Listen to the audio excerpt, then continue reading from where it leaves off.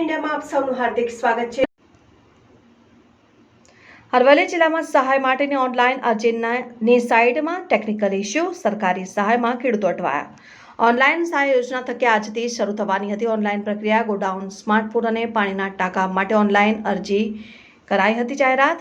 છેલ્લા 3 કલાકથી ખેડૂતો ઓનલાઈન અરજી માટે રાહ જોઈને બેઠા। ઓનલાઈન અરજીની ખેડૂત પોર્ટલ ખેતીવાડી વિભાગની સાઇટ ન ખુલતા પરેશાન। Reporter Jitendra Patel, news 7 India, Aravalli. Ramanbhai Amrabhai, ગામ ઇટવા।